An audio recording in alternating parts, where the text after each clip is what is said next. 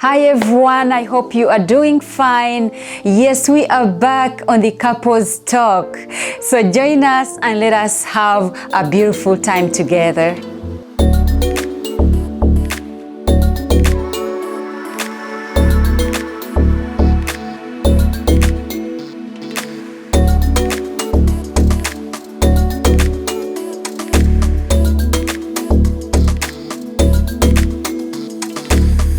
Yes, we are back on the Couples Talk. For those of you who are watching us for the first time, my name is Jenny Somaga. And I'm Enoch Serumaga. Yes, we are married. For the last 18 years, coming to 19 years in December. Yeah, and we decided to be coming once in a while. We get together, talk about marriage. And share experience. Mm-hmm. It's been a journey. It's been a journey. Yeah. It's worth sharing. Yes. With someone. Maybe somebody gets encouraged, mm-hmm. or somebody's motivated. Yes. Another one is inspired. Mm-hmm. You can take a thing or two. Mm-hmm. And, you know, move on in your relationship. Yeah. Oh, so, well, the last time we shared, we are talking about courtship, ourselves, how we first met and all that. And we received one of the viewers who wanted to know, like, because she's in courtship, and she was asking us, but what are the red flags? What can you see, notice and say, you know what, I think I need to pull out of this relationship?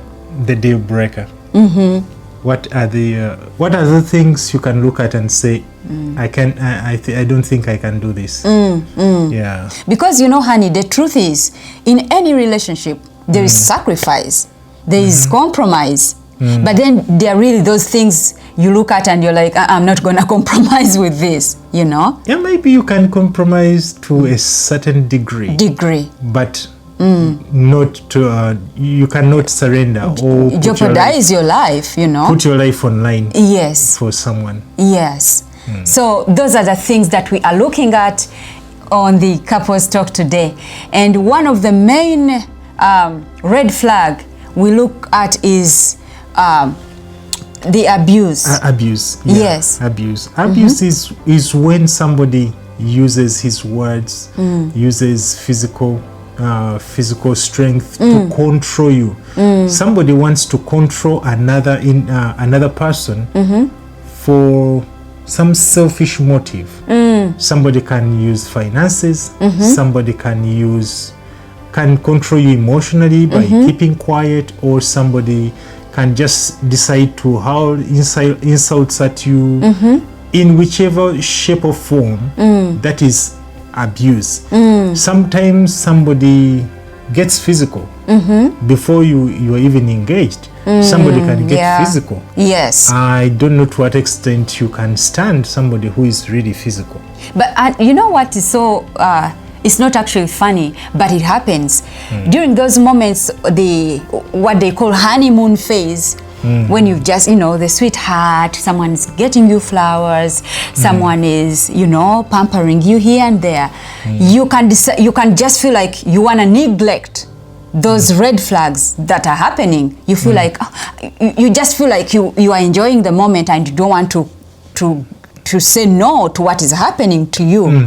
But really the abuse is happening. Yeah. And you're noticing it. Because I've not seen, but I've heard of stories whereby someone told me that on her second day in courtship, I think the guy told her to come in around, let's say we are meeting at 8, and she came 8:05. The first thing that happens was a slap. Wow. Why are you late? I told you we are meeting at 8, exactly 8, and here you are coming in 8:05. I don't know if you deserve these flowers and all that. And then someone watching them tries to come, you know, to intervene, and is like, do you need help? And then the lady, I think she looks at the flowers, looks at the guy, looks at the flowers, and the gift that was wrapped, and she said, no, we are fine. You get what I mean? Yeah. So, what you're trying to say is really very important, that abuse shouldn't be compromised with. It shouldn't be tolerated at all. Yeah. At all. Just imagine it starts when you're just seeing each other. What will happen if you commit to a relationship, a long-term After you relationship? have these babies we are having in the house running up and down, what will happen, right? Because if you're just you, the two of you, you still get a chance to you know, to enjoy yourselves. But now here you are resting, and there are kids running around. Will this person just now kill you? Because yes, we've had moments, stories like that. People are killing one another. So the other thing I just remembered, where we grew up from,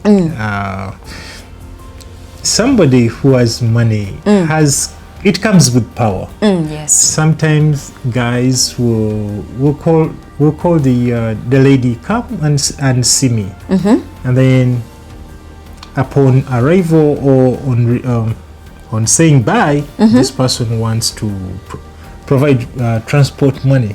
Oh, this is your transport back, and this guy might make sure you just have enough for transport. Nothing else to. Okay, this is transport to take you back. This is transport to bring you back next time, and there's nothing like for this or that. The stingy people you're talking about? Oh, that's another red flag. If you have this person who is so stingy, like you go to eat, honey, if you were like that, I think I would have just said no. Yeah, like someone, maybe your transportation is, let's say, $100, right? And the person is giving you exactly $100 to take you home. Can I clear it a little bit? Yeah. Somebody could be stingy, but with a good heart.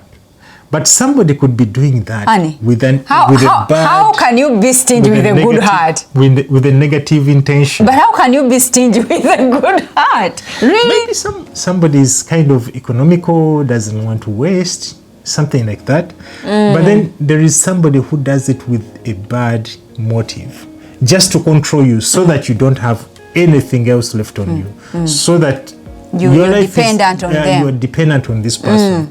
You want airtime? Send you just that to make a call to him. Yeah, but I'm telling you, if your guy or if your girl is not willing to pour everything out for you at that moment, more so during the honeymoon phase, as we said, those first moments when you've just met, honey, I'm telling you, it will be hard for this person to buy you even food when now you have 5 children in the house. Because I would expect that moment to be a moment of having fun. I'm not against someone who doesn't have. Like when we first met, we didn't have much. We are just school kids, right? You didn't have much. We had graduated. We graduated. Starting life. Yes, but I mean, you didn't have a lot of money on you. So, but all that you had, we shared. Right? We shared mangoes together. We ate our bananas together. We had those moments, and you know, if your friend is having the little he has, you really know, oh, this person, the day he'll get this much, we're gonna enjoy. But you see this guy pulling out a bundle of money, and then then he pulls out one. Then he pockets the other, right? Yeah.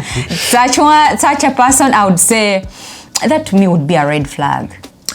One other thing I've seen in the diaspora, sometimes people get married for different purposes, and sometimes people get married to legalize their stay in these countries in the Western world. So I've seen or heard stories or cases of people trying to control somebody they marry because I do have papers, I'm a citizen, and I want to exert my control over you. I'm in a relationship with, I don't want you to drive, I don't want you to work, I don't want you to speak to anyone, I have to monitor your calls, I have to do everything. I don't think that is a good thing either. Yes, such people who are so possessive of you, and like they want, as of course we said, control you, right? Yeah. Like if you joke with me, you're not getting those papers. So like you're intimidated all the time. He's doing all the messes he's doing, but you have to keep going because you want the papers. He's intimidating you. He's saying he can kill you, but you're still waiting because I keep saying, okay, if someone is strangling you, but you're waiting for papers, I think you could find yourself, papers come in and they call you for, to go swearing, but you're no longer living, right? That's very unfortunate. Yeah. And you can you imagine if you tolerated such conditions, you might end up getting into depression. You might end up even committing suicide. Yes. You might end up getting addicted to some drug or alcohol because somebody is driving you nuts and you feel you have no way out. But the most important thing is get somebody you speak to. It could be a neighbor. It could be a 911 call. It could be your pastor at church. It could be your friend. It could be somebody. Get someone you speak to. Call somebody. Seek help. Don't die. Don't be silent about it. Really we are so much on this red flag of the abuse because you know what, Han, you're saying calling and all that. Most of these abusers try to isolate others. They make you like cut you off from your friends. If you are in a relationship, you are in courtship, but someone right away starts to stop you from talking to your friends. He's trying to stop you talking to your family members. I think you should notice that and say, this is a red flag right here. That's right there. Yeah, right because there. Now, if you're totally isolated from your family and from those friends, whom are you going to contact when he's hitting you or when he's intimidating you? You get what I mean? So this person would have achieved his goal, his or her goal of total control over you. Yes. But you don't need to be controlled. Yes. No one needs to control any other person. Yes. Relax. We are all human. We are all human beings. Come on. Relax, guys. Yeah. Yes. I think we've talked so much about abuse, but it's very, very important that is emphasized because we want you alive. We want you to enjoy your relationship that you're going to go into. We want to see you and your kids enjoying your relationship. It's so fun when the kids come around you and you're like, I want to be like mommy and daddy. It feels so beautiful, I'm telling you. Yes. So watch out for that red flag. And another important red flag that I don't want us to get off before we talk about is the communication. Because really, if you are in a relationship and the communication is poor, you need to improve it or you need to watch out for that red flag right there. Yeah. So just imagine, communication helps us to express our emotions, to express our needs and our wants. And somebody, even to express, to talk about the future, to talk about the things that concern you both. Yes. And you can imagine if somebody deprives you of that ability, of that opportunity to express yourself. That is an abuse. I don't know how much you can tolerate that. Because, of course, I don't know. It should, there is, to some extent, as we said, that can be tolerated, yes. And maybe someone just doesn't know. If you said, we are meeting at this place, then the person, as he's driving to meet you, doesn't call to say I'm in traffic, but he's coming, and yes, indeed comes, but maybe he ran 15 minutes. That, you can tolerate that. But there are those moments where the communication is really poor, like you call someone, hi, I'm very, very sick, I'm actually hospitalized. And then the person says, sorry about that, hangs the phone, doesn't reach out again until you're better, and then you call them again to tell them you're back from hospital. I just remembered an example. You can imagine you had to have dinner with someone. You set up the date. Yes. And then you arrange. Yeah. You get ready. You go to the venue. Yes. You wait for this partner to come, the partner to be to come, and this person doesn't show up. When you call, this person is with the friends. He forgot all about you. I don't know if that's not a red flag enough. It is. It is. For me personally, I think, as we're saying, there are some things that you can keep tolerating, and there are some things that you're going actually to learn as you keep going. As long as there are some things, as we say, that you can tolerate until you're even married, and then you get to learn more, right? Personally, I think I've learned to communicate well with you, because I remember you love, my husband loves so much soccer. He's a Man U person, right?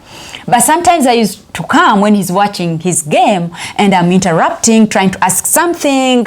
But you see, all his body, all his mind and focus is on the TV, right? And then I go maybe in the bedroom so angry. He has not really listened to me. But the thing is, it's not because he has not listened.